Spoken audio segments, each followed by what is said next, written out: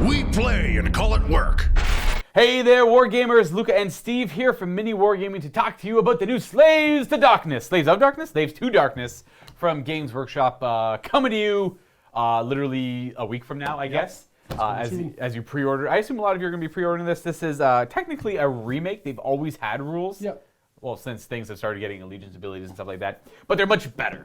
Yeah, First and foremost, they're much better. They were not okay before. They were not okay before. They had some age showing.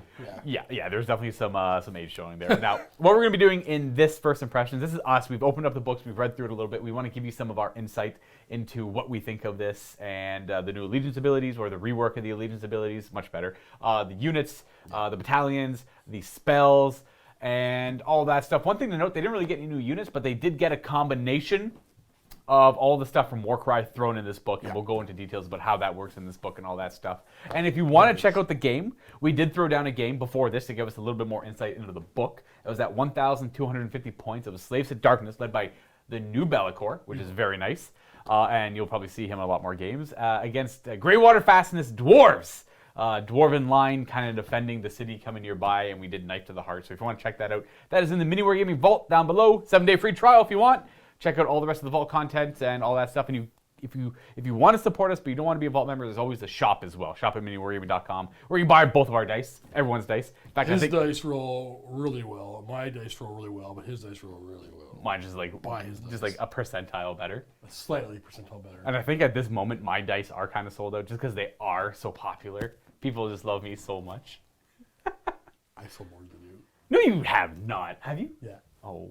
I'm sorry, dude. I shouldn't. That's what I get for toot my own horn. I know. You're up there, though. Thank you. Thank you. You might have sold more than me. I forget now. Somebody's beating me. It's you or Dave. I can't remember who. It might be him, actually. So I guess without further ado, we're going to start this review off with the Elitist Ability, because that's probably the most important stuff that you guys want to hear. And then as we trail on with the rest, I expect maybe some guys, some of you will all disappear. But if you stick around, enjoy. Speaking of the Allegiance abilities, you got three main ones here. You have your Aura of Chaos, you have your Eye of the Gods table. Those are kind of the same as they were before, but they got reworked and made better. Yeah. And then now, much like the other Battletomes coming out, you have your Damned Legions. We'll talk about those last, because that'll just transition into the Legions themselves smoothly. We're going to start off with the Aura of Chaos. They're probably the most interesting thing to me. I really like what they did with these. So all of your heroes now have an Aura. So units that are wholly within 12 inches of a hero will have a special ability. For example, if it's Khorne, you reroll 1s to hit. Yep. Tzeentch is reroll 1s to save. Nurgle is a 6 to wound, does additional damage. That's super good. And Slaanesh, I actually forget. Oh, that's an unmodified 6 to hit is 2 hits. That's just like the Hedonites. Knights. Yeah, exactly. Yeah, it's exactly that. Yeah. But what's really cool is if it's your general and they're in the aura, not only do they do that, they also give you an additional thing. Right. Khorne is +1 to wound. Slaanesh is +1 to run in charge, or reroll 1 in charge. Tzeentch is you ignore damage from spells and other spells in a 5+. And Nurgle was -1 to hit from missile weapons. So these are, you can create a lot of little cool bubbles and auras around the table, which I think is really cool. Characters semi-joining units again. It's exactly that, and it's weird because you can make really complicated lists with this too. You could technically have like 3 characters with the mark of Khorne that only affect your other units that have the mark of Khorne. Correct. And then you have like 2 units that are marked as each, 1 unit as mark of Nurgle. If you really wanted to go that deep into it, you could maybe find something, maybe if that's the case, you could find something incredibly powerful in that combo. Because most things in this book, you have to pick a mark. Right. Most. So like say you add Marauders to your army, they have to have a mark of Chaos. Or one of those marks being undivided. Yes, we forgot to mention that. So one of them is undivided. So undivided is your 5th choice. That is if you're within 12 inches, you ignore Battle Shock. That's powerful. That's the one I tried in the Vault video connected to this video right now. Also, if it's your general, you ignore damage on a 6+. Now, I don't know which one I think is the best, but that's going to be my go-to. I like the Khorne one. I like them all, actually. They're all good. Yeah, you get to reroll hit rolls of 1 for Khorne, and you're just +1 to wound. And there's ways to increase the range of that aura as well, based on your Damned Legion. Yeah, there's more than one way. So right off the bat, these auras are much better than they used to be. For sure. Well, more or less for the fact they just give you 2 abilities now instead of 1 if your general's there. Well, I just like that I can buy 1 unit of, say, Chaos Warriors, and they can do 5 different 100% plays. Like that's just 1 unit can do 5 different types of units. Right, because like when you look at these war scrolls for the first time, and you're bored by it, also consider the fact that they have 5 different abilities they could have added on to what they already do.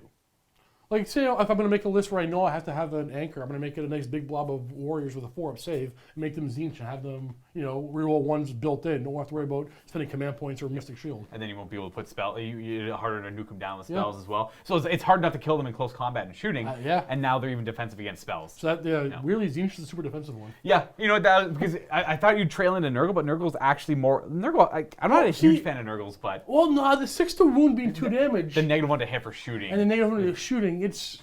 Yeah, the Cloud of Flies, I'm assuming they're going with. Right, But, like, it is literally Slaanesh okay, if you prefer Slaanesh 6 to hit is 2 hits, or Khorne's +1 to wound. Oh, I'm 100% Khorne is reroll 1s to hit. I prefer And then the general for them Yeah. is +1 to wound, or reroll charges and runs. I think the beautiful thing with this is for everyone's going to be different. Everyone's going to have different preferences, right? Like you could do Undivided and run hordes and Marauders that are all... I'm thinking about that. I'm thinking about Marauders. We'll get to them eventually in this review. I'm thinking about Marauders. I don't know which one I want.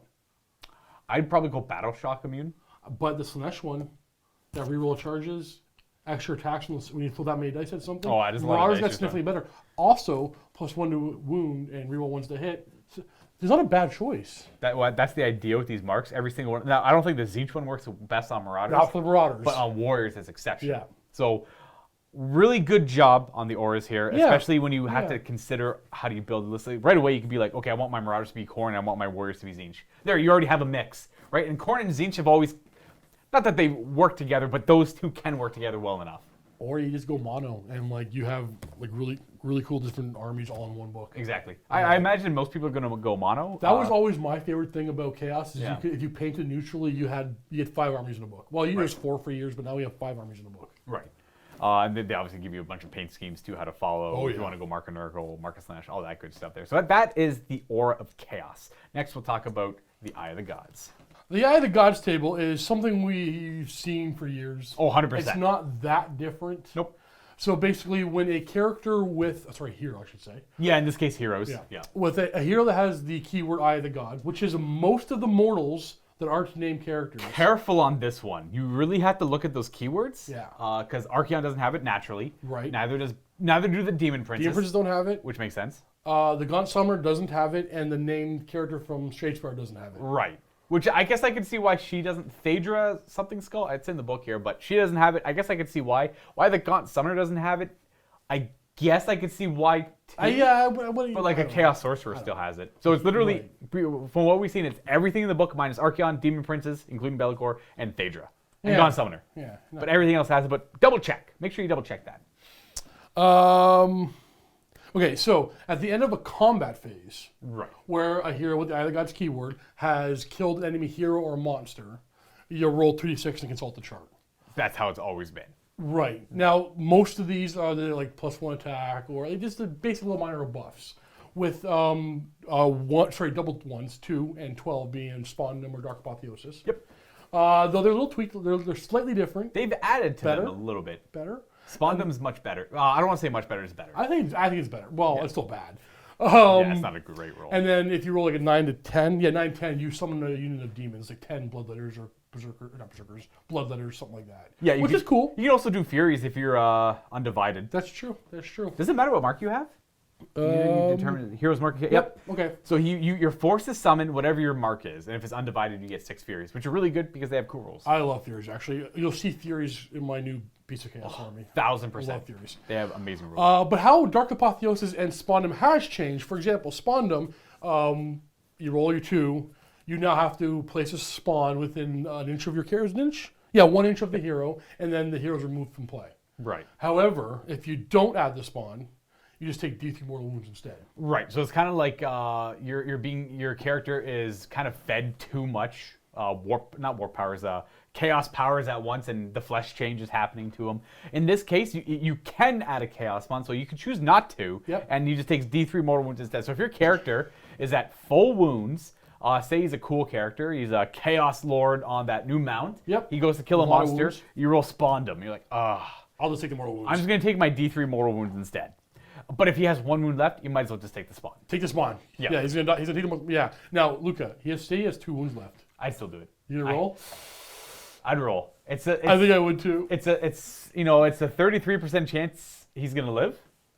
But I'd rather my cool chaos character than a spawn because they're quite defensive. These chaos characters have high armor saves. It's true. So usually they're pretty durable. Now the apotheosis, the ascension to demonhood. If you don't have a demon model, you should though. You should. But what if you use them all? What if that happens a lot in the game? That's true. So if you have no demon models left, you can just heal D3 wounds. Now you're almost always going to want to turn into a demon. The stats are just better because you keep your warlord traits, you keep your relics. Yep. As you turn into a demon, so it's almost always better. But yeah, or heal. So now there's no. Oh, I don't have a model. Nothing happened. Yeah, exactly. You at least get something out of it. The next one I want to talk about is the one I'm disappointed with. Snubbed by the gods is 7. So when you roll 2d6, the most common roll is a 7. Now you're gonna get 6s and 8s a lot too, but 7 is the most commonly rolled number. This reward has no effect. Very disappointed to see that. I would have, at the very least, just like Warhammer Fantasy Battles, like to see a reroll for that character until your next hero phase. Yeah, or that's whatever. old. Yeah, so Give it one reroll. Give it something. Unfortunately, let's be honest. This Eye of the Gods table isn't going to come up that often. It's true. It won't. I say it doesn't come up in most games. If you're fighting Beastclaw Raiders, they'll come up all the time. Maybe. True. Because they're all monsters. But like that's like true. What else has all monsters or heroes other than Beastclaw Raiders? Gristlegore. But you have to have your hero Has with to be the Eye of the Gods. the last. Do they have to get the killing blow? I guess so, right? Yeah. If attacks maybe friendly heroes, Darkness, the guys can destroy. Their Destroyed, attacks destroy them. Yeah. So it's not going to happen. It's never. It's not that it's never going to happen. It's just not going to happen all the time. Right, and then the rest of the bonuses you get here are pretty basic. Like 3 is +1 rend on one of their weapons. You get +1 melee, +1 attack, +1 to their save. This is the stuff you're going to be accustomed to seeing. These aren't actually that great. You want Dark Apotheosis. That's what you're aiming for. Because the Demon Princes are real good. Demonic Legion is not bad. The one where you you get some things. That's huge. Yeah. That's actually pretty good too. What do you have to be? Oh, wholly within 12 of the hero, more than 9. That's the usual chaos something. Wait a second. So you have to have killed something. Hopefully there's nothing else nearby because you have to summon these demons wholly within 12 and then 9. Yeah, that'll be rough. That is going to be harder to pull. It's kind of like your guy goes in, kills the one hero on his own, or the monster on their own. If your monsters always should be supported, and heroes should always be supported. You know what? Yeah. It was going to be in the book. This doesn't wow me. This isn't the book. Right. It's a cool little extra thing that the army gets. That's how you have to look at it. I guess, yeah. Look at it that way. Be happy they didn't get rid of it. They can't make it too powerful, right? Because then all of a sudden it's just like, we have Dark Apotheosis, but you know what? That is what it is. Happy to see it. Yep, exactly. Happy to see it. I would have been upset if this wasn't here. Exactly. That would have been a rant. Yep. I just wish 7 was a little bit better. Yeah. So it's not going to happen in every game, and the most common roll that pops up when it does happen, there's going to be nothing. Exactly. Oh well. I feel like all my opponents get Dark Apotheosis every time, though. Every time. Now for spells. All great. Wow.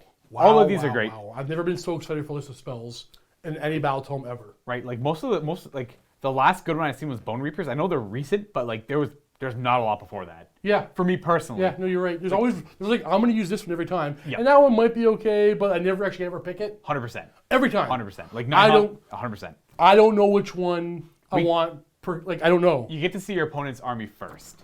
And it's very important to consider what you put these on. The way this works is every one of your wizards knows their own spells, but they also know one additional spell from this lord. That's a standard. But a lot of the times in the other books, they'll have rules like, oh, if you have Nagash in your army, he knows all the spells from this lord. Or if it's Archon, he knows all your spells. Not happening here. In this case, even Archeon only knows one of these spells. But luckily, all of your wizards are super powerful, and they're mostly level 2s except for Chaos Sorcerers. The Gaunt Summoner's level 2, Archeon's level 2. Actually, I think Demon Prince are only level 1 as well. Oh, okay. Yeah, so it's actually just Archeon and the Gaunt Summoner. But the fact that you have access to a built-in level 2 wizard is very powerful. Not to mention the Gaunt Summoner is just really good. So I expect that eventually we'll see a couple rise to the top that are in most people's games. Yes, 100%. However, there's a really good tactical argument for every last one of these spells. Yeah. So the very first one, when I read it, I'm like, oh, this is a spell I'm going to use every game. Then I read the next one, the next one. So first one is Binding Damnation. It is a 7 to cast, which is up there. Yeah. 12-inch range. Pick a unit that's visible to the caster.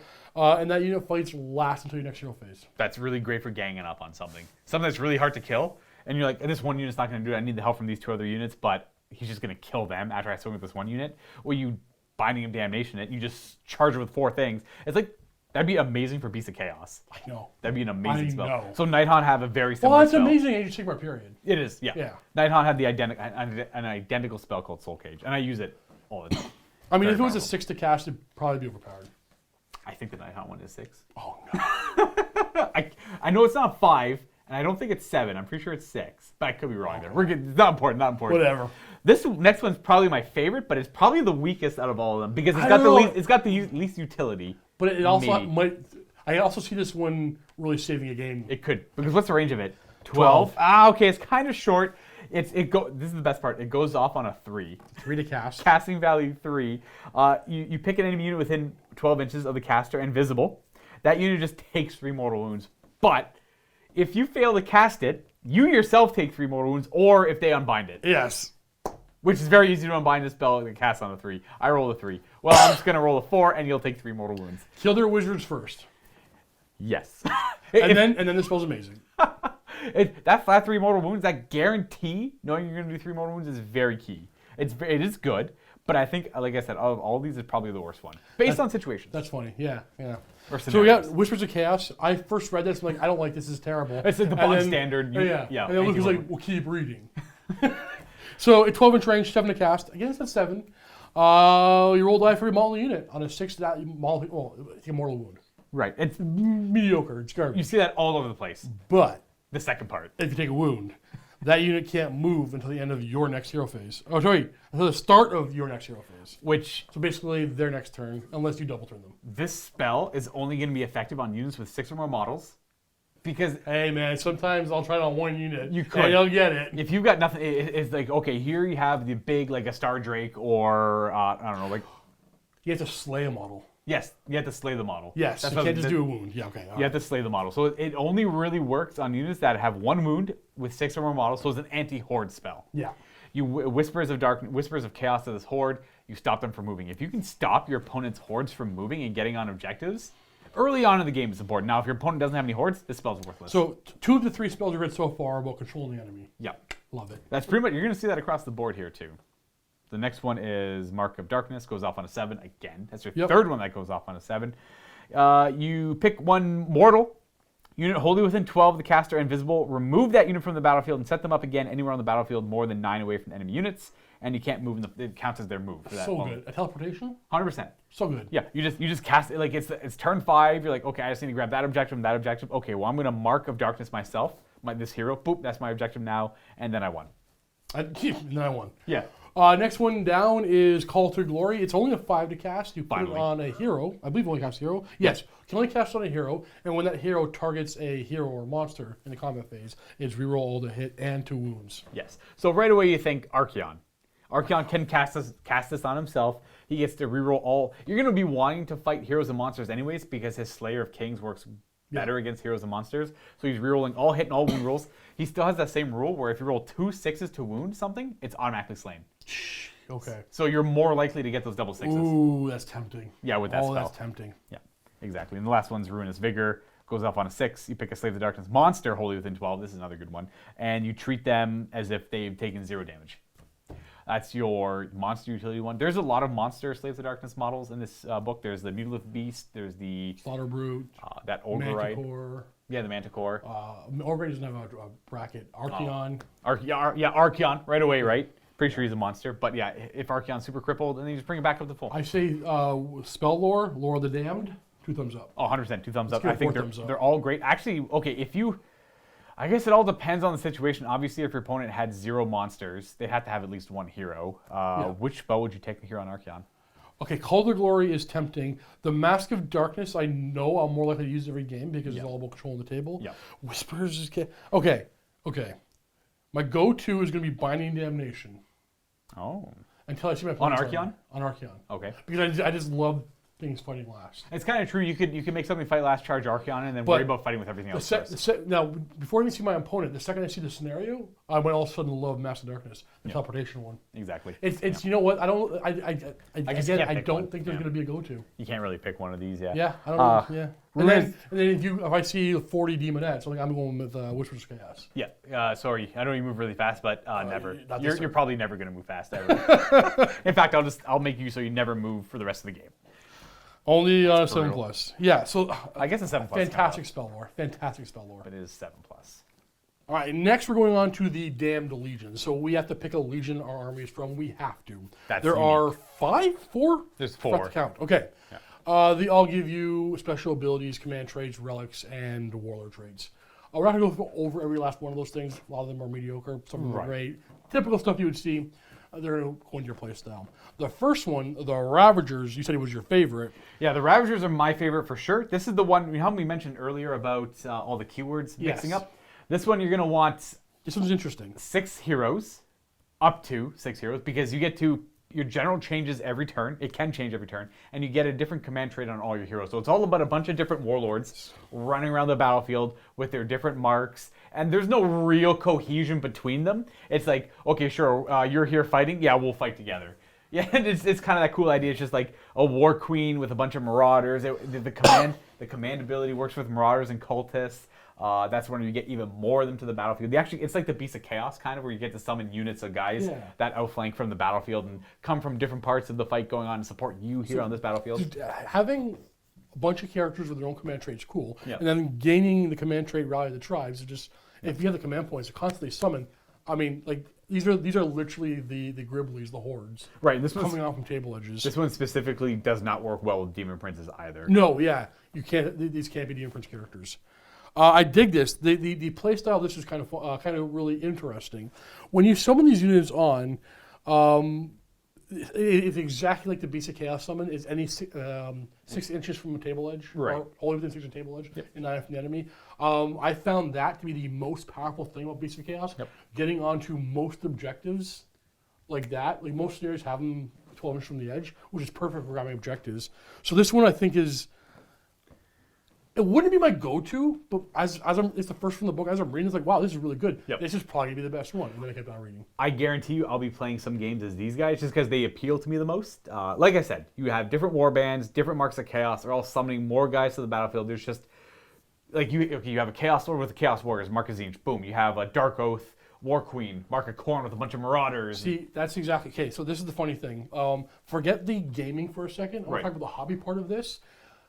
This is perfect for just a hobby guy, because I'm going to build some Tzeentch Chaos Warriors with a Lord or whatever, but I want to do some weird nerdy Marauder guys. I'm going to make these multiple tiny little war bands, and then I'm going to bring in my Warcry war bands, or maybe my old Mordheim war band. It all works. I love the idea of this hodgepodge. It all works. And like we said earlier, at the start of every one of your hero phases, you can choose to change up your general so that they have the enhanced aura ability. Yeah, so okay, over here, the fight's over here, I got a Khorne guy over there, so I'm going to make this my general, get a +1 to wound. Everything's +1 wound over there. But it's really important that I hold that objective. My Tzeentch is over there. Let's make sure we ignore damage on a 5+ from those spells. Yeah, this one, I love the hobbyist part of this one. There's a lot of utility here. I usually like to go to Slaves of Darkness just for I'm screw around today. I want to run a bunch of Marauders and just lose horribly. Well, now I might not lose horribly. Because I have really cool abilities. Because I might have really cool abilities now. So you could potentially finesse this really well. Yes. Which is actually ideally not my playstyle, but the idea of a bunch of random... That's me, I love that. A bunch of random cultists just running all over the place with no real plan in mind, that's me. All right, next we got the Kabbalistic Caballes. How do you want to pronounce it? I think they both work. I'm not seeing this one.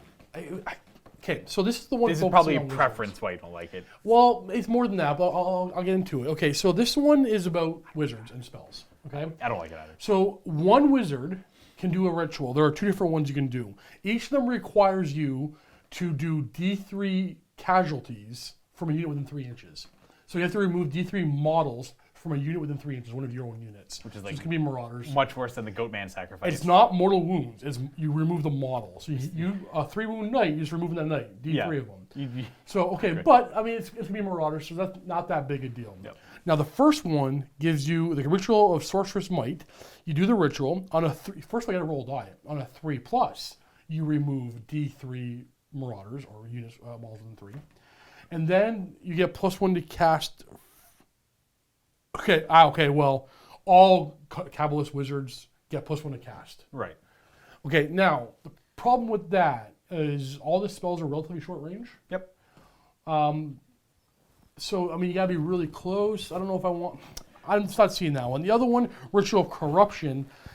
Roll die on a 3+. You do D3 models are slain, removed from the unit, and then you pick one predatory endless spell within 12 of that wizard. If one model is slain, it can move 3 inches. 2 it can move 6. 3 can move 9. Now, I think that's cool because I don't have the wording of an endless spell in front of me right now. I know there's some in the back of the book, but I'm pretty sure its effect happens after you move it. No, it's true. Right. So I think so. It's 100%. But think about this. So the first one, your wizards get a little bit better. Yeah. But you're sacrificing all the good stuff from the other ones. Okay. So I'm not loving that one. Second one, you move around the spell. So first of all, I have to cast an endless spell. It has to not be dispelled. And then it has to move, and within 12 of the wizard is going to do the ritual, and then have it move again. It also, it counts for the enemy. But here's the problem. You have this to start your hero phase. So you can't cast endless spell and then move it twice. Has to already be there. Has to already be there. Yeah. I'm not seeing it. I can only think of this for two reasons. Your opponent aggressively put an endless spell in your face to get rid of that, but you don't really see that a lot.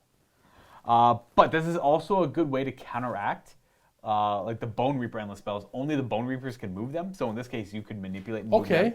Sure. Also, you have one really powerful endless spell as a Slave to Darkness. That's is this only target predatory ones? Only predatory. I guess you can move your own predatory spells, but like you said, they have to actually stay on the battlefield still. They can't be gone. And yeah. It's not ideal. Not ideal. No. But you also gain a spell called Crippling Ruin. It's a casting value of 7 with an 18-inch range. There's that 7 again. The spell's not bad. It does D3 mortal wounds. Then the move characteristic of that unit is halved until your next hero phase. Is it halved? Yep. Oh, so it's a good spell. The problem is I'm not going to take the Caballists for that spell, even though it's a really good spell. I have a page of good spells. Yeah, and it's the spell. It's actually their movement's lowered by the amount of mortal wounds they take from the D3, so it's even worse.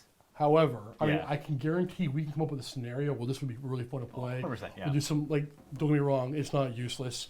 It's just not wowing. It's like the one we already read and the two we're both to look at. I like the idea, like the kind of ritual sacrifice, kind of dark and macabre, right? Right. But for if it's only +1 to cast, it's kind of tame, right? Or moving your predatory. It's a +1 to cast. But it's all your wizards. I mean, if you have a lot of wizards. I guess you could have a bunch of wizards. Okay, actually, hold on. Let's look at this for a second. We have a page full of spells that are all good. Maybe we bring six heroes, wizards, and they all know all the spells. We pick all 6 of them. I mean, I'll try it eventually. You could have your spite tongue curse a little bit harder to dispel. So you do those 3 more first of all, I'm gonna wait. Does the movement spell happen right away? Which one? The one that we need to teleport them up the field. Mask of Darkness. It's in the hero phase.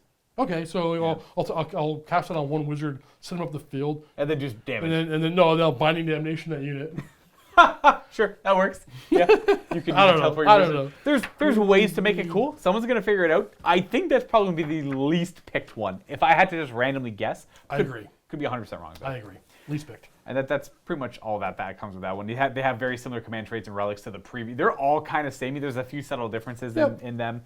The next one will be the Despoilers. All right, Despoilers. The one that I think might be my favorite, but maybe not because there's one more, but I think it's my favorite. This is the one I tried in the game in the vault, and I really dig it. This is the Demon Prince / monster, but mostly Demon Prince one. Mostly Demon Prince. This is one where you want to bring as much Demon Princes as you feasibly can. So you get this Sacrilegious Might built-in ability for all your Demon Princes. They ignore damage on a 5+. Fantastic bonus for your Demon Princes. Great. Super powerful. Boom. You gain the ability called Blessed by the Unholy. So every monster or Demon Prince in your army, in your hero phase, you roll a die, and a 4+, it heals D3 wounds. Now, if it's a Mutilith Vortex piece, it only ever heals 1. Because they already healed D3 wounds on their own.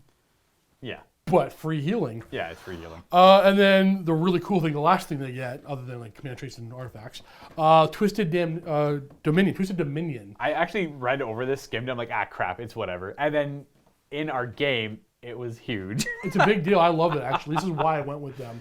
Forgetting the fact that I ignore damage on a 5+ for my Demon Princes is fantastic. Yeah. So when a friendly Despoiler Demon Prince finishes a move within 6 inches of a piece of terrain, it can give the terrain 2 special rules. One's called Pitch Black, the other is Nightmare Chasm.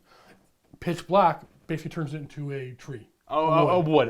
You can't see through it, one way or the other. Right, it's got the same rule where like if you ever draw a line of sight from the closest point of your model shooting or casting a spell or whatever to the closest point of the target unit, and it goes through that piece of terrain, no line of sight, can't cast a spell if it requires line of sight or can't shoot. Very powerful. Well, okay, excuse me. For example, in our game, Luka has some Iron Drakes. I chose to go first. You're gonna find that right away. No spoilers. And then I ran my whole army up as fast as I could behind this one piece of terrain, and then turned that into Pitch black. Couldn't And shoot that turn. he couldn't shoot me at all. Just That couldn't turn. shoot. But you know what? That turn is pretty much a pass. Yeah, I loved it. It's so was fantastic. Super powerful. And then Nightmare Chasm, because you have both, right? Any unit at the start of each hero phase within 1 inch of that piece of terrain, you roll a die on a 6+, you take D3 mortal wounds. I wish it wasn't a 6. I wish it was just like on a 2-up they take a mortal wound. I'd rather it be like 1 mortal wound on a 2-up. I'm taking it for pitch black. Yeah, you want it for the pitch black part. I guess the nightmare part is an added extra. It can work. A 6 might be rolled. With Demon Princes getting better, we'll get to why when we get to the models in this book. Yeah. Demon Princes getting better, having that 5-up ignore damage or ignore wounds or mortal wounds, the ability to heal potentially every turn, and effect to the table or your opponent's line of sight. I love the spoilers. I love. Again, this is the third one. 2 of them I really like. Yep. This is my favorite so far of the 3. So we have, out of all 3 of them, one gave us a command ability, one gave us a spell, this one gave us a passive innate ability with Twisted Dominion. Also to note, one thing to do that could work with Demon Princes, this is what Steve did, because of Be'lakor, he's undivided. He is undivided. Yes. He has a 6-up to ignore damage, so he had a 5-up to ignore damage, followed by a 6-up to ignore damage, because that stacks in Age of Sigmar. Now you could do that with, you could essentially lump all your Demon Princes up and have this weird Demon Prince Death Star around Be'lakor. And if they were all undivided... No, see, Demon Princes can't be undivided. Only Be'lakor. Oh, that's right. Yes. That's right. They can't do that. Only Be'lakor Only Be'lakor can do that. Sorry, buddy. that's fair. That's actually true that now that you point that out. But the 5-up is fantastic. Yeah, that 5-up is huge. Yeah. And then again, with the relics and all that stuff, no need to go over that. When you get the book yourself, you can look at them. That's the spoilers. That's Steve's potential favorite. I think it's my favorite. Now we come to the one that pretty much most of you are going to get this book for. Also, maybe my other favorite. Okay, we have... the host of the Everchosen. Okay, my other favorite, because this is the one for Archaon. If you're bringing Archaon, I'm going to play this one every time, no matter what. If I'm not bringing Archaon, I'm playing the spoilers, most likely, where he's playing Ravagers. I'm assuming if you're bringing Archaon, you're playing this one as well. And let's be real, a lot of you out there are going to be bringing Archaon, without a doubt. He's a lot of money, so if you're going to buy him, you're going to want to use him. That's true. And he's a big, impressive, scary model. It's true. Yeah. I could very much see myself buying an Archaon, painting up myself, and playing this list for one ability, which we'll talk about last. Okay, so we have a lot of things built in this one. First of all, we need to know that Archaon has Tzeentch, Khorne, Nurgle, Slaanesh, and undivided keywords. So he technically has all four marks plus the undivided, which means you would think, we didn't explain it earlier, we're going to explain it when we got to this point. When you have a mark and you have a model that has more than one mark, I'm pretty sure that's only Archaon in this case. I think it's only Archaon, yeah. They do refer, they could have just said Archaon, but maybe there's something else that we don't know of. You can only pick one of those marks to be active for that game. The whole game. So you can't have, it's not like Archaon can be rerolling save rolls of 1, 6s are 2 damage, rerolling hit rolls of 1. He doesn't get all of those, he picks one of those. Pick one. So something to keep in mind as we go on the list. Okay. Yeah. So if Archaon is your general on the battlefield, you gain the Exalted Grand Marshal of the Apocalypse. Now his aura, his Chaos aura, is 18 inches instead of 12. Oh, actually, yeah, I was just saying, I had to double check. I forgot to mention the spoilers have the same ability. Their general, their aura is increased to 18 inches. So Archaon's 12-inch aura is 18 inches. Yep. It's a big deal because it's got to be Holy Within. Yeah, that's a 36-inch range aura around himself. So he's right here in the middle, and he's got like this massive aura all around him, which is whatever keyword. Again, we kind of discussed which one we want to do for Archaon earlier. I don't know. See, I think you're gonna that one. You're gonna see. I don't think you're gonna take undivided because Archaon there's no point to that. There's no point. Well, there's not no point, but Archaon has a built-in. True. Everybody passes Battle Shock when he's on the table. He's got no range on that one, eh? Yeah. Yep. He's just. But if you take undivided, you are ignoring the 18-inch aura of ignore damage on 6+, which also affects Archaon. That's so true. you only get half of it, but it's a good half. Though they're plus all, 1 of wounds really nice. Extra all attacks. Really good. Archaon getting an extra hit on 6s. Yep. The mobility from the Slaanesh mark, super like. Mobility. They're all good. I don't know. It's up to you, your preference. I'm sure with time, one of them will prove to be the best one. And probably. Yeah. But it keeps on getting better. We also have the Will of the Everchosen. In your hero phase, if Archaon is your general and on the battlefield, you pick an enemy unit on the battlefield. And then all attacks from melee weapons from friendly units of the host of the Everchosen that attack them reroll hits of 1. Yeah. And wound. So Archaon picks any unit on the table, and then everybody else from this army, this host rerolls hits of 1 and hit into wound of 1 against that target. Like that's just it's Yeah. Archaon. I'm gonna go fight that thing. It costs nothing. It's not a command ability. It's Well, free, by the way. That almost negates the Khorne one, the first half of the Khorne one. That's true. Yeah. Now Archaon's gonna do to you. He's gonna charge, or Union's way over there. Yep. Like he can be on this side of the table and help that side of the table. These abilities are slowly weeding out the marks that we probably wouldn't use. Well, maybe, Yeah. but the +1 to wound It's still a big deal. It's still really big. So Yeah. Archaon's, yeah. Now it gets better. Now this is, I think they showed this off online. It's the command ability Dark Prophecy. This one's got Steve going because the double turn mechanic, it can be stressful. It takes me from loving this game to like loving this game. Right, it's the double turn mechanic's always been the more controversial thing. Now this plays around with that quite a bit. This is the only thing currently in the game that I think plays around with it. This little paragraph makes you want to go out and buy an Archaon. Or Yep. Archaon? It's Archaon. I say Archaon. Ignore me. It is Archaon. Yeah, It's Archaon. Yeah. I think I also say Archaon. Archaon. It's our accent, Canadian. Yeah. Yeah. Archaon, eh? Which way she goes. Okay, Dark Prophecy. You can use this command ability at the start of your hero phase. If Archaon is your general and on the battlefield, why wouldn't he be?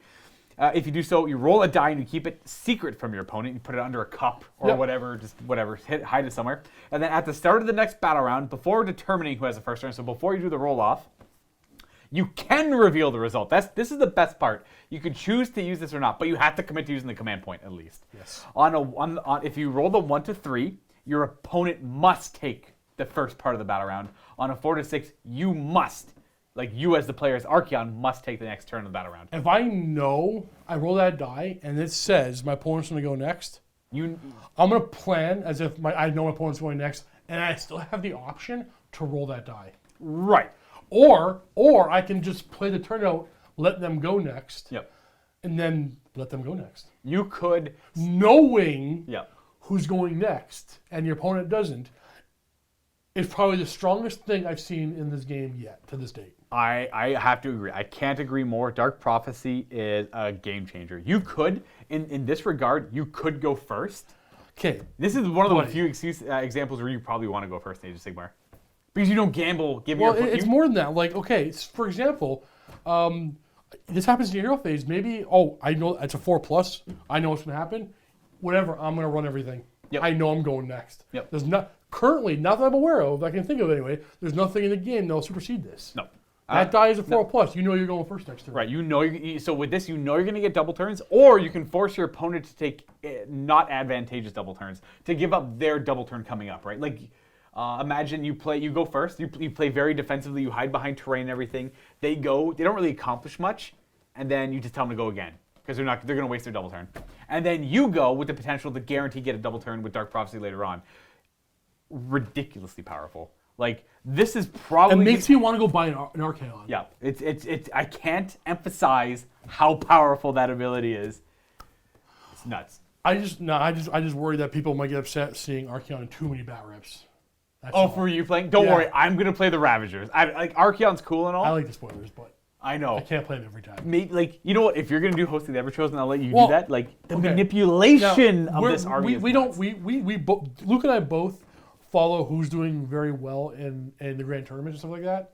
I expect or suspect we're going to see this. I'm curious in there if this one ability is going to be enough to supersede the pure hitting power and utility of the other armies that are constantly. Knowledge is power, right? Yeah, but that's.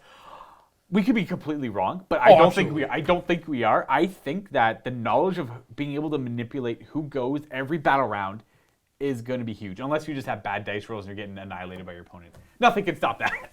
But that's a dice game, right? That happens sometimes when you play against Luka or me. And then this one, we both have like the luckiest rolls I've ever seen. I got to agree.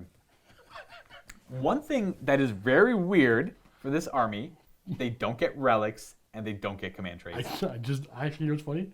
I just noticed that. Did you just look at that? I had this thing in my mind, like, okay, well, I'm gonna go read. This is what their relics and command traits look like. Oh, wow, it's not there. It's not on the next page either. This is very different. The downside to this host one is the fact that you don't get relics or command traits, but that's fine because Archaon's gonna be your general, so you right away you don't get a relic or command trait on him. Right. So why would you care about that? I don't care. And I don't have enough points for the characters anyway. Yeah, because Archaon's 800 points, by the way. So you can't afford to bring other characters. But you can afford to bring Varangard. I think the host of the Everchosen really wants you to spam Varangard. I'd probably rather We have to have a Vanguard conversation in a bit. Yeah, We won't get into it now, but questionable. Yeah, we'll get to that. We'll get to that. You have the 8 circles of the Varangard. Okay. So when you take the host of Everchosen, you have to pick a circle that your Varangard come from. They all come from the same circle. Yep. So there's 8 different special rules you can add to your Vanguard. Working backwards, because it's simply away from me right now. If you're from the 8th circle, your Vanguard can fly. 7, at the end of a combat phase, if you destroy enemy units, they heal D3 wounds. Yep. 6, add 1 to damage when they charge. That's not bad in conjunction with what they like. These are all good in their own way. They're all good. The 5th one, you can reroll hit and run rolls for attacks made by them if they charge a hero or if the target is a hero or a monster. The 4th one's pretty good. You pick a terrain feature within 3 of any 4th circle units, and each enemy unit within 3 takes D3 mortal wounds. That's probably the best one. In your hero phase. In your hero phase, that's So right. you have to already be near the terrain. That's true, yeah. Close to you. It's that guaranteed double turn.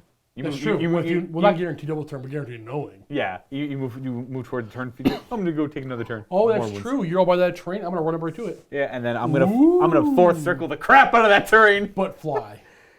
I would probably go fly. I don't know. I actually don't know. I love fly. I I think maybe the charge one. Your whole army would fly if because Archaons fly too. I think the extra. I think. Okay. Well, so 3rd circle is subtract 1 to hit against the Vanguard from with missile weapons or -1 hit Vanguard. I probably wouldn't care about too much that one. 2nd, I'm not liking subtract 1 from the bravery of units within 6 inches of a Vanguard unit. If the unit within 6 inches fails battle shock, the Vanguard heal D3. Yep. And the first one of after deployment, after seeing who goes first, you can redeploy a unit. I think it's Any. You can redeploy them. you can That's pretty redeploy. good. That's Now, to give you an idea of how many Vanguard you actually get with Archaon on the table, it's 12. In a 2,000 point game, you can get 12 Vanguard and Archaon. That's your whole list. That's true. You have 13 models. Or, you can just do Marauders and stuff. yeah. Because, like, I don't know, Vanguard, that's another beast we'll tackle in a minute. Are you not happy with them? I'm not loving them. Right. They got a lot of cool rules and stuff, but... Though, if you add +1 to their damage when they charge, you'll be a little more interested. I think That's true. You're going to be so hurting for bodies, you're going to struggle for... I think ideally you don't Scenario. like Vanguard in any of the other... No.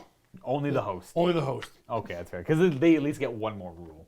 Yeah. And that's it for the different, not detachments. What are they called? We have a Dread Legions. Is that Damned hosts? Damned Legions. Yeah. We are both Hey, halfway 50% right. So that is it for the Allegiance abilities. We're gonna go into battalions next, and then we'll transition into the units, and then that will probably summarize the rest of the first impressions here. Regarding battalions, here we have our big 10,000 point one. I didn't even read the special rule it gives you Just- because nobody played. Like I've never once seen this game played. Only Is it with good? the- I hear it's good. I don't even care. I've never played 2,000 point game. No, I don't no. like these battalions. I don't know why they're here. They're a tease. They're a tease every time. It's a nice option if you do. I We're got a to gaming imagine. studio who can't put together most of these battalions. Well, because these are new too, so you have to buy the models. We have $47 million worth of miniatures in this building, and we can't build most of these. No one come by here. I don't- We these don't are- actually have $47 million of minis here. We only got 45. No one. I'm curious, how many of you out there on the regular play 10,000 point games of Age of Sigmar without the the apocalypse kind of rules for it? What's it called? Do you remember off the top of your head? Mighty Legions? No, might and glory, glorious might. No, none of these things are all. right. No. I actually don't know. So let's scrap that one. It's done. Yeah, whatever. And then quickly going over the next three. 3, 6. Lots of heroes in one. Heroes get to fight in the hero phase. The next one is based on a Chaos War Shrine, where it shoots out random Chaos bolts of energy. On a 6+. On a 6+, it's really not great. The Ruiner Warband, it's all about Mounted. It's all about your mounted cavalry, all your mounted chariots. They do more impact hits on top of what they already do. That's actually not bad. I'll say. Let me sum these all up for you. Like, the rest of them all have they're mark dependent. Right, so there's a Khorne one, a Nurgle one, a Slanesh one, and a Tzeentchian one. None of them are fantastic. They're there mostly just to give you a command point and give you an extra relic and give you one additional rule. Yes. So, however, no matter which way you want to build your list, I bet you can fit into one of these. 100%. So they're really good for that. If you're looking for the special rule, They're not fantastic. They're not terrible. It's just a nice but little added You're going to thing. fit these if you need them to. I do like the Runebringer one. That's the cavalry one. Everything's mounted, basically. After they make a charge, now 2+, you do 3 more wounds. Everything in the battalion. That one's good. I think some of them, But, a I mean- lot of them already have charge bonuses too, so it's just doubling up on the charge bonuses. I don't see like massive gameplay changes I don't in these. think a lot of the modern battalions these days do that so much anymore. Yes, yeah. Now this one's kind of good, the Overlords of Chaos. So if you're gonna play the Archeon host of the Everchosen, we said you can get 12 Varangard and Archeon. Yeah. Or you can take this battalion, which has 3 to 6 hosts of the Varangard. Yep. So you only get 3 because you have to spend points on this battalion. So you get 9 Varangard Archeon in this battalion and 180 points left over to over? spend on. Yeah. You can buy a command point, or you could buy Warriors of Chaos and something And like a command point, actually. and a command point, or you could have like 3 Chaos spawn just to hold objectives. Yeah, stuff like that. Which Yeah. I'd probably do something like that, actually. I'd probably do a command point and then 3 spawn. Chaos Spawn. Or, sorry, 5 Chaos Warriors. That's Oh, yeah. 10 wounds to 4 up save, hopefully in terrain. But what That's this true, does is it allows you to have a second circle for all your Vanguard. Is it all your Vanguard? Yep. When you select this battalion, you give each unit in this battalion one of the following keywords. So we're from the, 7th and 8th circles. We fly and we heal, or whatever circle Yeah. it is. So we can fly with the A circle, and we have more damage on the charge from the X circle because I can't remember which one that was. Damage was 6, I believe. I got to imagine if you're playing the Overlords of Chaos, or sorry, the Host of the Everchosen, you're probably going to go Overlords of Chaos for 2 reasons. It's probably better to have 9 Varangard with 2 abilities and something in the back to hold objectives rather than 12 with 1, and you're going to save money. What pains me, though, is now you can bring 2 relics, but you're not bringing any. Oh, that's true. That kind of makes me sad too. Also, you don't need to choose from anyway, though. Oh yeah, you don't get any relics. you get. Wait, actually, yeah. This battalion, It doesn't give you any extra. this battalion will never give you an extra relic because it says it must be a host ever chosen Vanguard. Yeah. So this battalion never uses an extra relic. There should be a point reduction because the battalion costs 120 points. So maybe it was 100. Maybe they thought, oh, let's make it 170. Oh wait, they don't get a relic. We'll drop it down to 120. They better have. Yeah, maybe. It's cheap. So you get 180 points left over. Things to hold objectives in the back while the rest of your army ideally goes forward, and with whatever combination of circle keywords you have, does a lot of damage with Archeon kind of right in the middle, doing probably most of the work. All of it. And I don't know how much a box of Varangard are. I know they were very expensive before. A lot of monies. So you're saving buying a box of Varangard with this They're battalion like as well. they're like $1 million each. We only have like 12 Vanguard out there and not much else. That's where all our money's invested. It's in our Vanguard Varangard. are so expensive. We don't even have any. You know what? I knew a guy once who built a Blood Knight. Like when Age of Sigmar first came out, Soul Blight was the vampire lord on zombie dragon and all Blood Knights. And he said, Blood Knights are too expensive. I'm just gonna use Varangard and put on. Were they cheaper? I think they were not by much. He used Varangard and put on vampire heads instead. No way, because the Vanguard I think were like $70 for 3. I don't know. And the Blood Knights here in Canada were like 140 bucks for 5. 140 for 5. I don't know. He said he used Varangard. So basically, And I think just he got believed him. 6 for 5. I don't know. I think maybe he just liked the Varangard. Maybe you can't Mold do better. math. Wow. They had to have been cheaper. They're not cheap. No. Both points and money wise. Both points. Actually, yeah. Yeah. Because they have 100 points a They have model. 100 points a model. 300 points for 3 Varangard. That's why we're saying you can only bring so much. And Like, it's an army of characters. The Vanguard are, I don't know. but they're lacking in a lot of They're things. beautiful. They're very beautiful. Yeah, that's pretty much. Yeah, I'd say they're all pretty much. They are about as much as you'd expect for a 100-point character. They are. These are units of characters. But, like, in Age of Sigmar, characters don't really do a whole lot. Bam, bam, bam, bam, bam, bam. There you go. There it is right there. Like, monster characters do. But the characters on foot, characters on horse, they're support. Their support. So I have a unit of support, but without support. You have like 9 support characters. You know, let's get into that. Let's get into the Varangard. Let's talk about the Varangard. Now we're on to the units. Okay, so we spent some time now just doing some math with the Varangard. We're going to start off with them because, well, they're kind of the new fancy thing, right? We just talk about them a lot, so let's finish them up. Assuming we go with the 6th circle, and if you have the battalion, you choose whatever other circle you want, the 6th circle being the one where you get an extra damage on the turn you charge. Which I think is going to be the one it's like an auto take. I think so, because a lot of their, like, they can either take ensorcelled weapons with 6 attacks at 1 damage, a spell spear at 2 damage with 3 attacks, or demon forged blades at 3 attacks and D3 damage. But when you clock in the ensorcelled weapons at 6 attacks each with 2 damage on the charge, they mathematically do a little bit more damage. Yes. I think by 1, was it?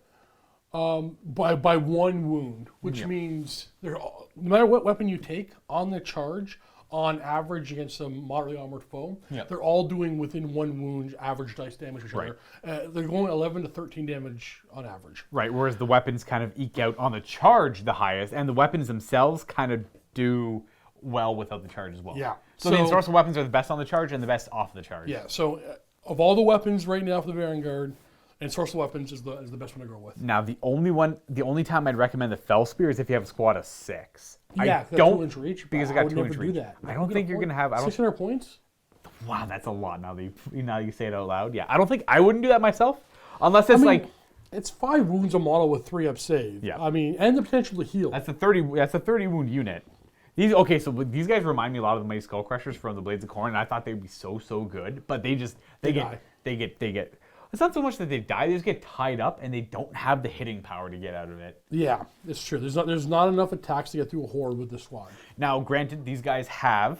Yeah, they're not going to get through a horde. These guys have rules based on whatever weapon they're using. The only one that doesn't is the ensorcelled weapons, but they have double the amount of attacks. Even with Archaon and Vanguard list that I love so much because you probably know you know who's going to go first every time next battle round. It's really going to struggle with the current strength of the horde in the game. Yes, they're not going to. The list isn't going to win against those things. So I think the average we figured out the turn they charge is the swords, the weapons do about like 13 on average, 13 to 14 on a 4-up save unit. Yeah, so assuming they with their 4-up save, so they have 5-up armor save after the rend, they take about 13 damage. Now, they do also have 3 more attacks each per model we didn't factor in with their mount attacking. Right, that's true. But Actually, does the circle affect the mount attacking as well? Yeah, yep, it does. Okay, so Vanguard are very expensive. You have a 100-point model, 300 points for a unit of 3, 10-inch move, 5 like wounds, trucks. 3-up save, 9 bravery. You're probably going to take your source of weapon for 6 attacks, 3s and 3s with the rend, 2 damage on the charge. The mount is 3 attacks, 3s and 3s, no rend, 1 damage. So that'd be 2 damage on the charge. Yep. Right? We don't take that? Yep. Okay. Yep. And when Archaon's on the table, they're +1 to hit. Yep. So now your ensorcelled weapon is 2s to hit, 3s to wound.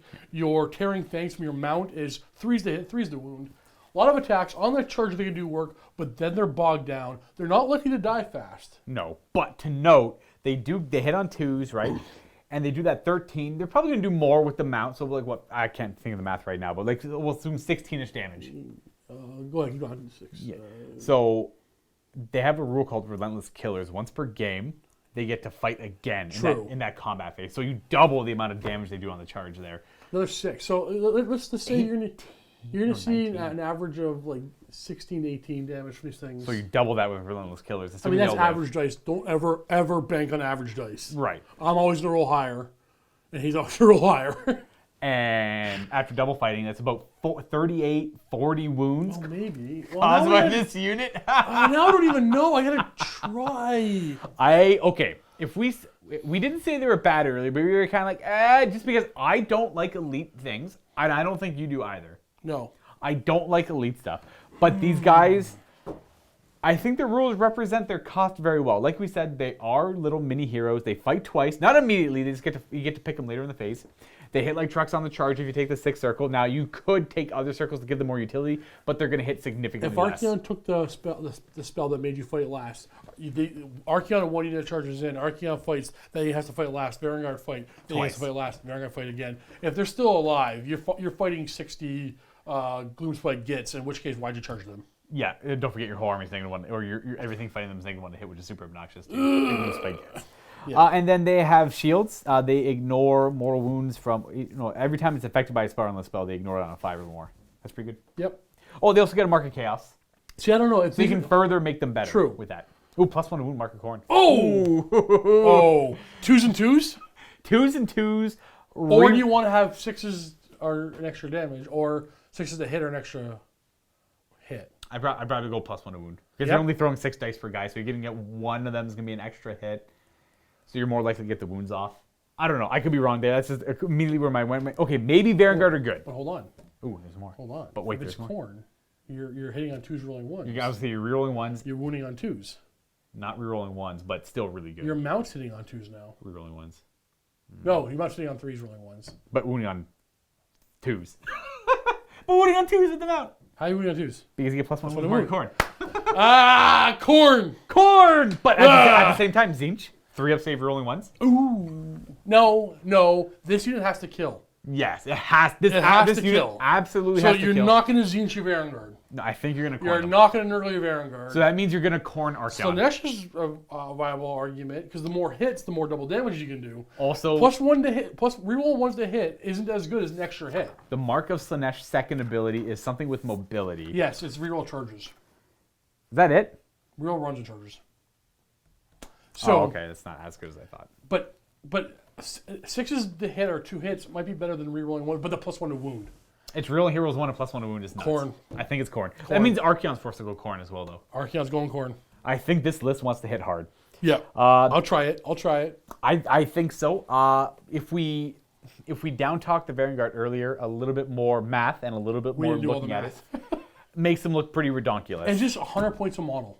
This is assuming we're hitting something with no abilities other than a 4-up armor save too, though. So like, it does look good on purple paper. Purple, it looks really good on. I want you to know. I thought the Mighty Skull Crushers looked the same. I've been disappointed by them completely. Vanguard, they're going to suffer everything else an elite army does. See, the Crushers, I think, are the exact opposite. They're the ones you want. They're not killers. They're survivors. They charge in and then hunker down and then just hold stuff down. Forever. Yeah, because they have a 2-up save with that other one. Okay, I'm interested. I wish we had some.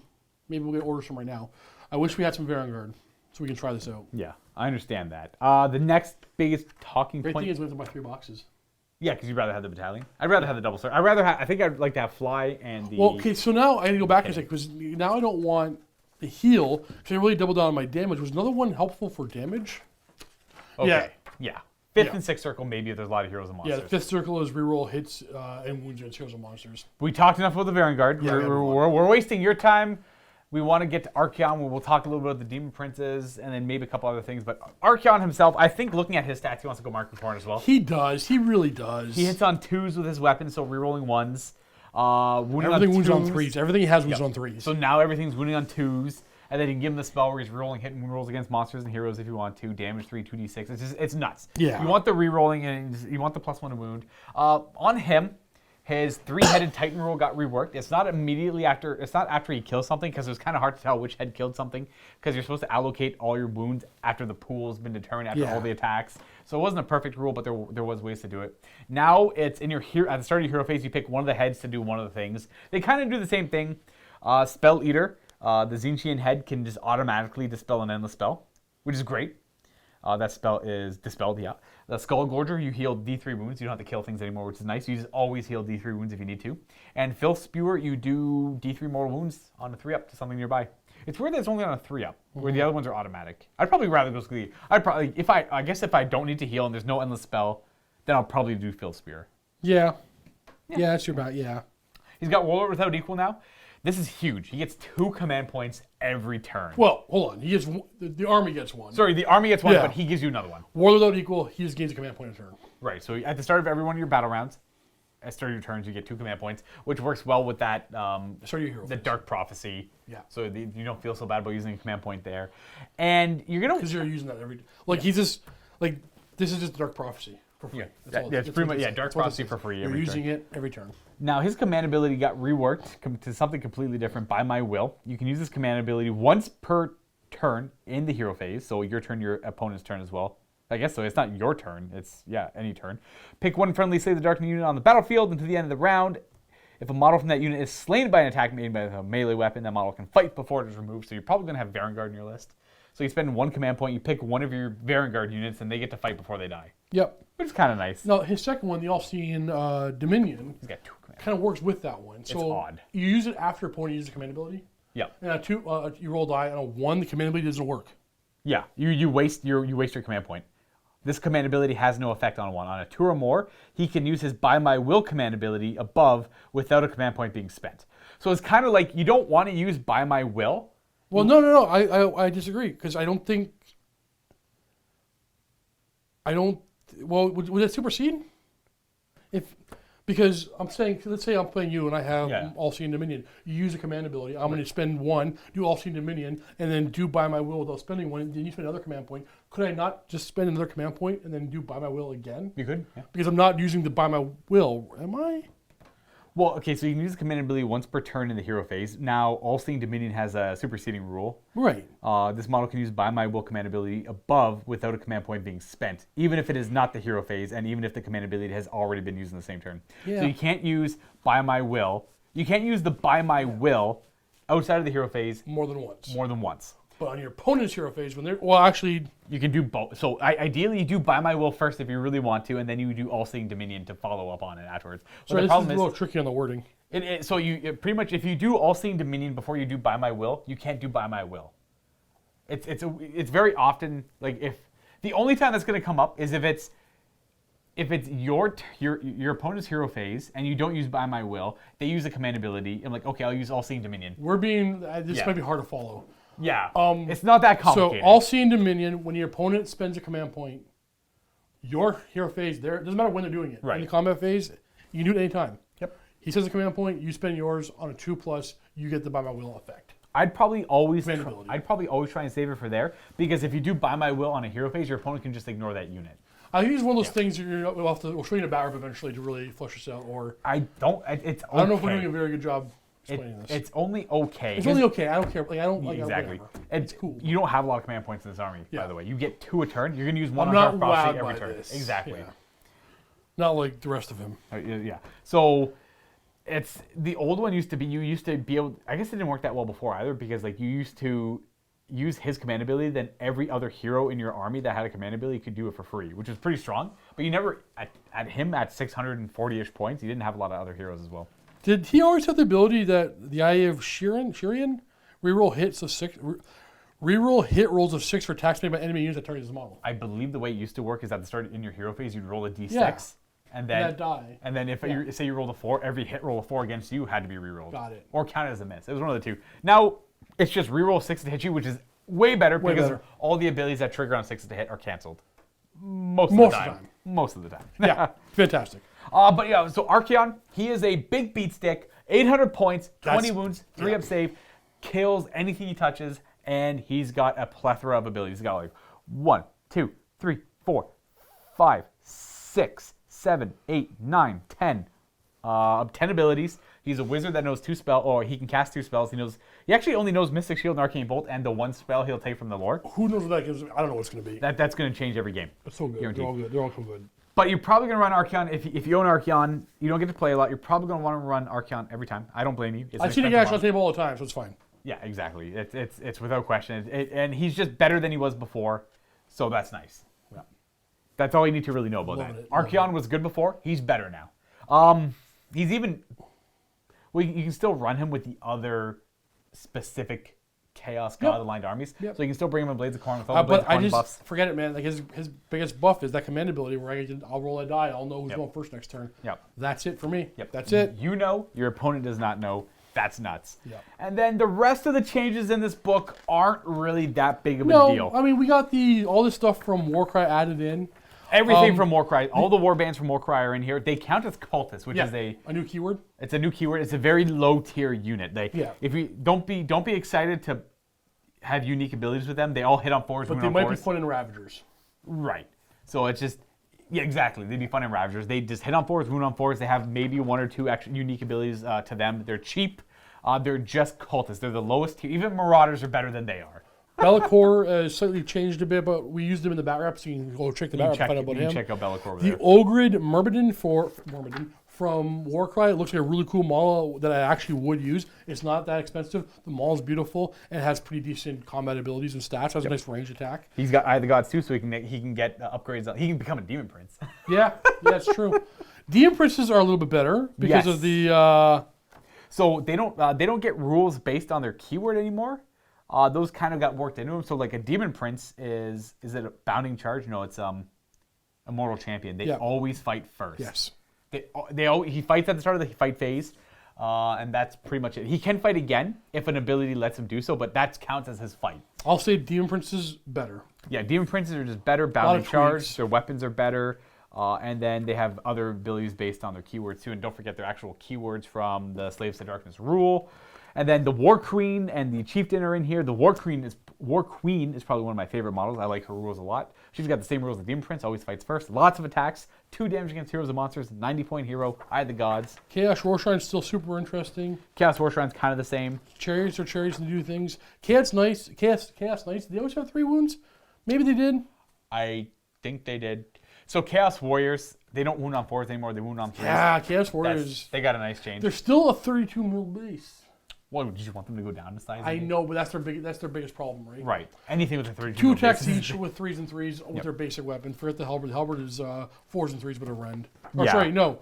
The halberd is 3s and 4s with 2 inch reach, and the great blade is 4s and 3s. The 2-handed weapon is a rend. Yeah. But they're pretty much the same. Marauders. Okay, so Marauders, they're significantly better.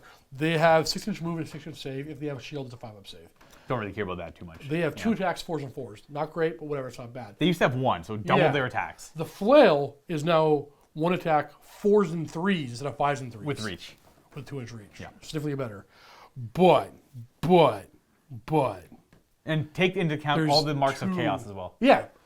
Plus all the ores. Yeah. There's 2 new abilities. We got Barbarian Hordes, +1 to hit if there's 10 or more models in the squad. Yep. And if there's 20 or more, add a rend. So squads of 40 of these guys have hitting on 3s with their axes, wounding on 4s with rend 1 damage. That is super powerful. Market Corn, rerolling heroes 1, wounding on 3s. I wish I had time to paint 1,000 of these guys because there's even better one.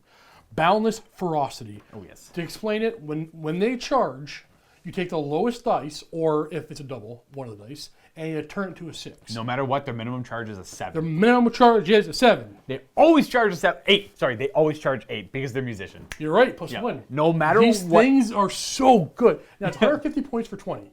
300. Is it? How many points for 40? Is it 300 or is it cheaper? No, you know what? No, I noticed this. Nothing in this book has a point reduction for a large There's squad. no massive regiment. There's no point reduction in any of these. So I would it's take that 150 100%. points I would take per so many of 20. these guys. If we could have a bunch of these painted up, like I love the Marauder. They're the Horde. Hordes are amazing. My next Age of Sigmar game that's not going to be against Steve is going to be Ravagers with lots of Marauders. Lots It's going of to be super fun. Probably Market Corn, just because that seems like the best. I love Marauder Horsemen. We have tons of them. They got better. Oh, yeah. The Marauder Javelin is still 12-inch range. It's 4s and 3s with a rend now. Yep. And then in combat, their Javelin is 2-inch reach, 4s and 3s. No, 4s and 4s. Oh no, what's 4s and 3s?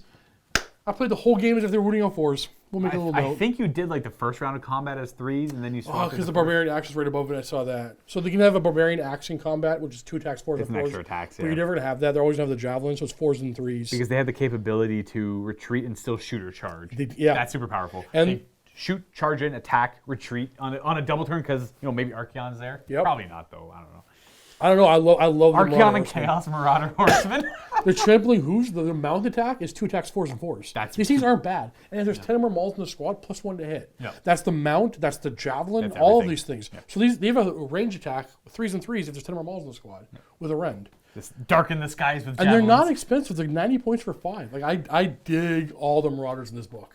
I do too. I've always been drawn to the Marauders. Soul Myself. Grinder's still a Soul Grinder. Yeah, so I think their weapon. I think there's some minor changes here. Actually, no, Slaughter's kind of the same. Oh, no. My favorite thing in this book? Oh, the Furies. Yeah, buddy. Okay, Furies have a 12-inch move and fly, and they have the skink ability. When they're chosen to fight, they can choose to just move instead, do a normal move.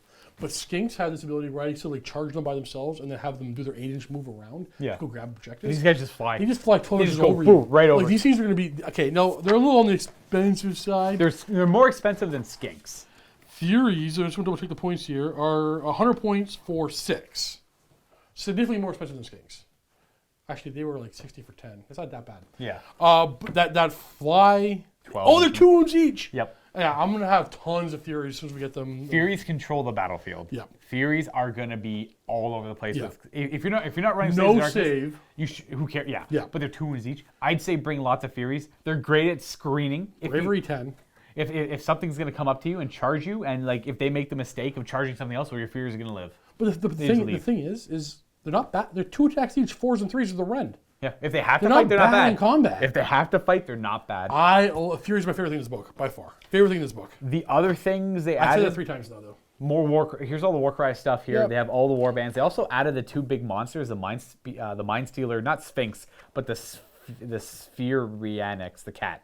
It's kind of Sphinx. Yeah, it's Sphinx. The Mind Stealer Sphinx Oh, creature. yeah. And the Fulmoroid Crusher. I like this model a lot, too. crushy I think guy. it's pretty good. He's got good rules. He's not expensive point-wise. Nope. He's okay in combat, a good shooting attack, a decent shooting attack. He's just a Slaves to Darkness monster. Yep, If little mini monster. he's like a weird little ogre guy. He doesn't bracket. Little mini ogre monster. Well, he's man. 10 wounds and doesn't bracket. Exactly. It's pretty good.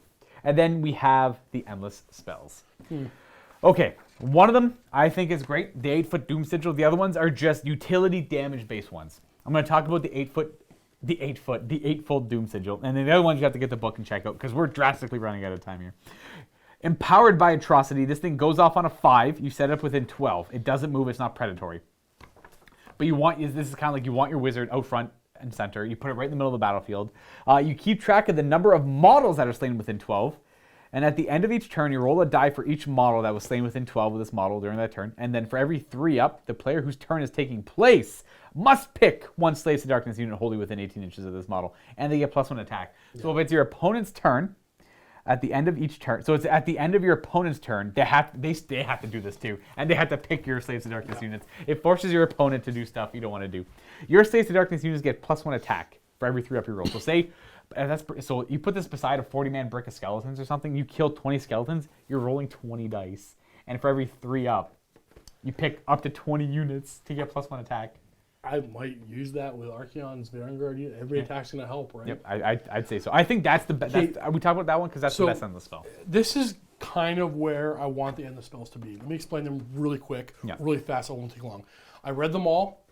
I remember, they're all I would use that. I would use that. I would use that. I don't remember what they all do at all.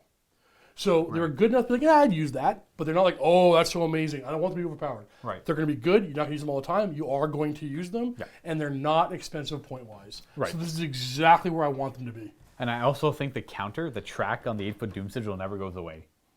Oh, no. It just kind of stays there. But it only affects things within a 12-inch bubble, too. So ultimately... Or 18, actually. This thing is really cool. Oh, jeez. Yet... That's cracking. It's not... This is not going to rival Hedonites or Daughters, Deepkin. It's not wow. Well, that's what we were talking about earlier. But somebody might find a way. Because is this going to take out the top tier armies that are dominating the tournament scene right now? If you have off the top of my head, if I had to bring this book and I had to go super competitive, right? I used Archeon's host thingy. Yeah. And then every Marauder, 1,200 points of Marauders. I think so too. Maybe some other spells. Maybe. But 200 points from Marauders. I'd use at least the one on the spell, the 8-point sigil. I think ideally that's where you want to go. The Vanguard. I don't know how competitive the Vanguard are. They're cool. They hit hard, but they're not going to control objectives. The problem with the Vanguard, their battle line, like a year and a half ago, 2 years ago, that would have been ridiculously overpowered. Right. They're just going to struggle with the current state of the game with the hordes and the things that control, like just shut you down, something like that. You use one hordes that can hit harder. Like these Marauder hordes hit like trucks. And they're going to get you. They're going to get you. Hit like trucks, but they're going to die just as fast, which is what you want in a horde. Okay, here's the thing. Here's the thing with the Marauders. You take that one spell where you can teleport them across the field. Yeah. And they have that 9-inch charge. They're probably going to get it. Right. They have to roll 3+ on 2 die, or just no. One die has to be a 3. The other one's going to be a 6, and they made the 9-inch charge. Right. They're going to get one of the die has to be a 2 because you get +1 to your charge. That's true. You roll two dice. You roll 2 dice. One of those dice just has to be a 2. You're near guaranteed that 9-inch charge. The only time it won't work is if you roll double 1. The only time you're not... Okay, so maybe we got something here. So we have the new remember like in 40K, the jump orc thing was a big dominating thing. Now we're going to see the Marauders, bomb. the Marauder bombing. You slingshot Marauders at your opponent every turn. And like 40 of them are what? 300 points. Whatever. I think they hit... I have 4 squads of those. Yep. That's your list right there. And then Archeon's like, you go! My turn, I'll go. That's pretty funny to think about. Can you paint 80? No, it's all market. I'm sorry, all 120 Marauders for me. We have 80. Okay, we need 40 more. Ooh, you just do Marauder Horsemen for the rest. No, I want to send them off that sweet charge. All right, cool. So you know what? That is the Slaves of Darkness. Yeah. Love it. I want to play so bad. You know, buddy, everybody stay tuned. I said, know what, buddy? Because I'm talking to only one of you. So stay tuned for upcoming Slaves vs. Bat Reps. Again, we do have a Bat Rep right now in the vault where we play 1,200 points. I bring Be'lakor and Marauders and Marauder Horsemen and some Chaos Warriors against the Dispossessed as we fight over a couple of objectives. And that's in the vault right now. Like Luka said at the beginning, if you want to sign up for a free trial, watch that Bat Rep, you're going to cancel immediately afterwards. But I bet you, if you wander around that vault for a bit, you'll get trapped. It's a bit of a trap. It's a bit of a trap. It gets you every time. There's lots of stuff in there, and we have lots of cool stuff coming out in the future as well. Absolutely. As always, everyone, thank you for tuning in. If you stayed through for the whole thing, you're a trooper. I applaud you. We'll see you guys next time. Happy wargaming.